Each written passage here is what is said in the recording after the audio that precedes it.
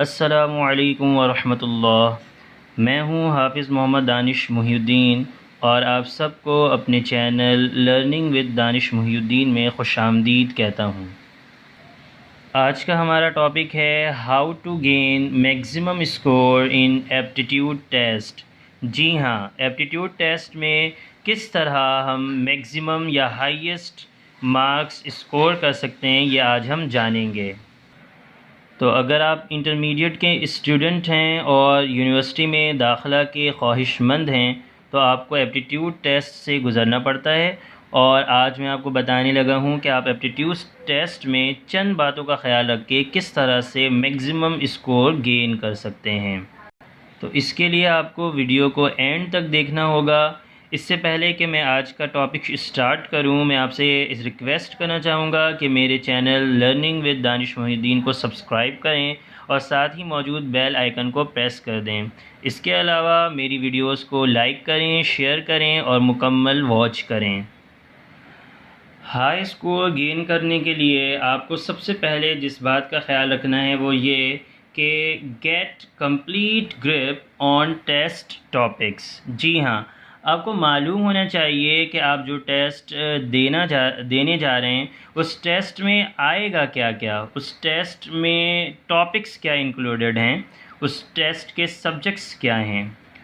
यहाँ कराची की ज़्यादातर यूनिवर्सिटीज़ में जो टेस्ट लिए जाते हैं उनमें इंजीनियरिंग वालों के लिए जो सब्जेक्ट्स होते हैं वो हैं English, mathematics, physics, chemistry. Medical वालों के लिए जो सब्जेक्ट्स हैं वो हैं English, biology, physics and chemistry. इसके अलावा कुछ यूनिवर्सिटीज़ में जर्नल साइंस के क्वेश्चंस और आईक्यू के क्वेश्चंस भी इंक्लूडेड होते हैं। अच्छा, तो ये जो सब्जेक्ट्स हैं वो क्वेश्चंस किस ग्रेड और लेवल के इस सब्जेक्ट से क्वेश्चंस आते हैं, तो उनका जो लेवल है वो इंटरमीडिएट होता है 90 to 95% यूनिवर्सिटीज़ के टेस्ट में। और ज़्यादातर जो कराची की यूनिवर्सिटीज़ हैं उसमें कराची बोर्ड के जो क्वेश्चंस हैं वो शामिल होते हैं, लेकिन कुछ यूनिवर्सिटीज़ में फेडरल बोर्ड और सिंध बोर्ड और दीगर बोर्ड्स के जो क्वेश्चंस हैं वो भी इंक्लूड किए जाते हैं। तो आपने अपने जो टेस्ट टॉपिक्स है उसमें मुकम्मल गिरफ्त हासिल करने के लिए सब्जेक्ट्स और लेवल को जान लिया है। अब आपने जो 2 सालों में इन सब्जेक्ट्स में जो जो टॉपिक्स पढ़े हैं उन तमाम को बहुत ही अच्छे तरीक़े से रिव्यू कर लें और आप जो है तमाम टॉपिक्स में मुकम्मल तौर पर गिरफ्त हासिल कर लें। सेकंड नंबर पर है manage your time effectively.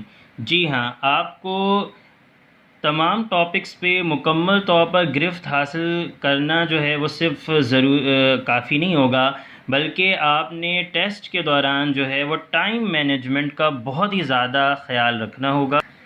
Time management is one of the most important skills to have when taking an aptitude test.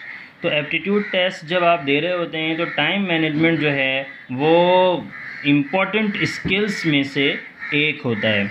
तो आपने टेस्ट के दौरान बिल्कुल भी अपना टाइम ज़ाया नहीं करना है।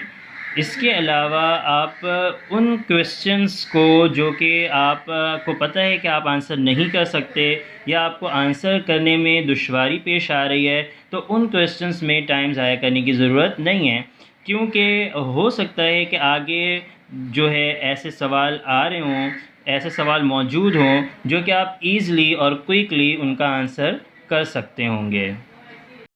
को मैनेज करने के लिए एक कॉन्सेप्ट है एवरेज टाइम पर क्वेश्चन का।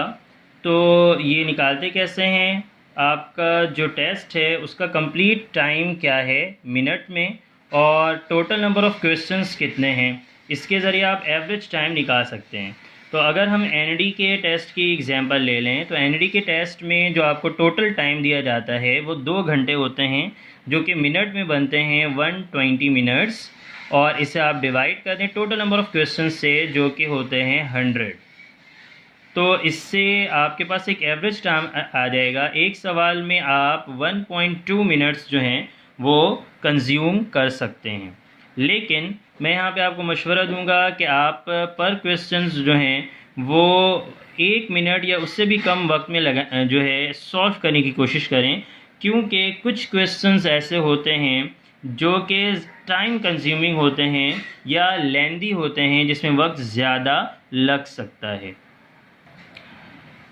इसके अलावा टाइम को मैनेज करने के लिए आपको ये देखना होगा कि कुछ क्वेश्चंस ऐसे होते हैं जिनको सिंपल ट्रिक्स के ज़रिए बहुत ही कम वक्त में सॉल्व किया जा सकता है। तो जो स्टूडेंट्स अक्सर यहाँ पर गलती करते हैं वो ये करते हैं कि क्वेश्चंस को इंटरमीडिएट में जिस तरह से उन्होंने सॉल्व किया था उस तरह सॉल्व करने की कोशिश करते हैं, वो उस रिवायती तरीके से सॉल्व करते हैं, तमाम स्टेप्स करते हैं, तो उसमें टाइम कंज्यूम होता है और आपका टाइम जो है वो वेस्ट होता है, टाइम ज़ाया होता है। तो उनसे बचने के लिए आपने टिप्स एंड ट्रिक्स का जो है वो सहारा लेना है। तो अगर आप चाहते हैं कि मैं आपको टिप्स एंड ट्रिक्स जो है वो क्वेश्चंस के बताऊं, तो आप मेरे अपकमिंग वीडियो के लिए जो है वो प्रिपेयर रहें। अपनी आने वाली वीडियोस में मैं आपको टिप्स और ट्रिक्स बताऊंगा कि किस तरह से आप जो है मुश्किल से मुश्किल क्वेश्चंस को कुछ स्टेप्स में ट्रिक्स के ज़रिए जो है वो बहुत ही कम वक्त में सॉल्व कर सकते हैं। मैक्सिमम स्कोर गेन करने के लिए जो नेक्स्ट थिंग है वो ये है कि स्टे काम अंडर प्रेशर। जी, ये बहुत ज़रूरी है कि अंडर प्रेशर जो है आपने बिल्कुल पुरसकून रहना है। मैंने बहुत सारे ऐसे स्टूडेंट्स देखे हैं जो जिनके इंटरमीडिएट में 80 प्लस जो है वो परसेंटेज आई होती है और वो बहुत अच्छा पढ़ने में भी होते हैं, लेकिन इसके बावजूद उनके एप्टीट्यूड टेस्ट में बुरे मार्क्स आते हैं, हाई स्कोर वो नहीं कर पाते। तो एक रीज़न ये भी होता है कि वो अंडर प्रेशर जो है वो काम रहने के बजाय टेंशन में आ जाते हैं और फिर वो आगे के तमाम क्वेश्चंस जो हैं वो गड़बड़ कर देते हैं उसमें। तो ये यूनिवर्सिटी वालों की भी एक ट्रिक होती है कि वो देखना चाहते हैं कि कौन जो है वो प्रेशर को डील कर सकता है। तो आपने फॉर एग्ज़ाम्पल आपने कोई सवाल अटैम्प्ट किया और वो सवाल आपसे नहीं हो रहा है, अब उसका रीज़न कोई भी हो, आपने वो ना पढ़ा हो या फिर उस वक्त आप जो है उस सवाल से रिलेटेड कुछ भूल गए हों, कोई भी वजह हो तो याद रखें कभी भी आपने जो है वो टेंशन नहीं लेनी है। फॉर एग्ज़ाम्पल आपके पास जो एक सब्जेक्ट के लिए 25 क्वेश्चंस होते हैं, अगर उनमें से आपको 3 से 4 क्वेश्चंस नहीं भी आ रहे तो कोई मसला नहीं है, आप अगले क्वेश्चंस की तरफ चले जाएं और बिल्कुल पुरसकून होके टेस्ट को मुकम्मल करें। टेस्ट मुकम्मल करने के बाद अगर वक्त जो है आपके पास रहता है तो आप उन क्वेश्चंस को दोबारा देखें जो आपसे रह गए थे। लास्ट में जो चीज़ रह गई है वो है प्रैक्टिस। जी हाँ, किसी भी टेस्ट में स्कोर हाई करने के लिए, मैक्सिमम मार्क्स लाने के लिए प्रैक्टिस बहुत ज़्यादा ज़रूरी है। तो आपने जितने भी क्वेश्चंस किए हैं, अगर आपने कोई मैथमेटिक्स या न्यूमेरिकल्स जो हैं फ़िज़िक्स केमिस्ट्री के न्यूमेरिकल्स वगैरह किए हैं तो उनकी बार बार प्रैक्टिस करें। इसके अलावा जो न्यूमेरिकल से हटकर जो क्वेश्चंस हैं उनकी भी बार बार प्रैक्टिस करें। तो प्रैक्टिस किए बगैर जो है हाई स्कोर को गेन करना जो है वो काफ़ी मुश्किल हो सकता है। तो आपने प्रैक्टिस जो है वो लाजमी करना है। तो जल्दी से हम तमाम पॉइंट्स को समराइज़ कर लेते हैं।